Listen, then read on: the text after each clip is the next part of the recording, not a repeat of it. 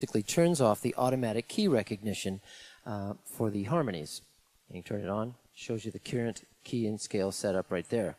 Now, why would you want to do that? Well, there's a few reasons. One of them is if you're playing a riff at the time that you're singing, that can confuse the chord recognition, and the harmonies may move around to places you don't want them to. So you would set a fixed key and scale so the harmonies go where they want.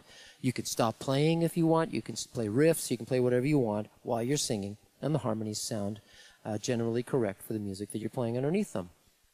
Another reason you may want to do that is because we hear from a lot of singers and horn players that they'd like to use harmony G, and so we put in the feature where you can set the key and scale from a standing position.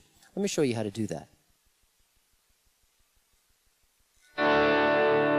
So if you press both buttons and then you press the left, you go up through the keys, A sharp, B, C, D, or rather C sharp, D, and then the right button goes through the scales.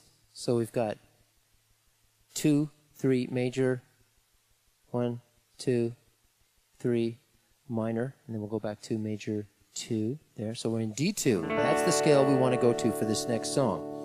And that leads me into the next part of what I was going to say was another reason you want to do this is because you might happen to like the sound of scale harmonies on certain songs. On this song that I do called There's More to You, when I play my gigs, I prefer the sound of scale harmony over the chord recognition. Let me give you an example of what it sounds like. I'll turn the manual off, so we'll let the chord recognition move the harmonies around for me. Listen closely to the harmonies and see what you think, and then I'll go into manual mode and you can hear the difference. The more I think I will recover, the less sense it makes. Even now as I discover, there's more to you every day. Well, that sounds pretty darn good anyway. But, let's go into scale mode and see what it sounds like. Remember, we just set it into D major 2, scale number 2. I'll do that again. Basically, just play a chord, hit the 2 buttons together, and it recognizes it automatically.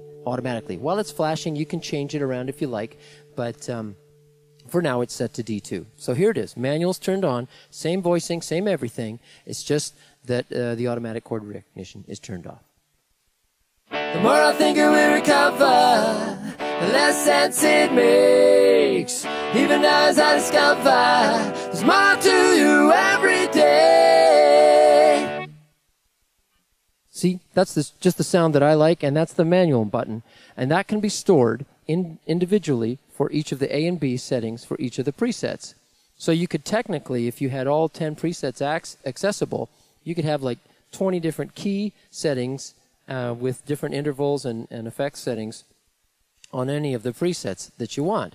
So, like I said, you can store it on or off, and you can store the key differently for each of the presets if you like. If you don't, and it's much easier just to go ahead and let the guitar chord recognition do the work for you. But if you want to do some advanced stuff, go ahead and do that. Okay, let's talk about the manual button here. The manual button basically turns off the automatic key recognition for the harmonies. And you turn it on, shows you the current key and scale setup right there.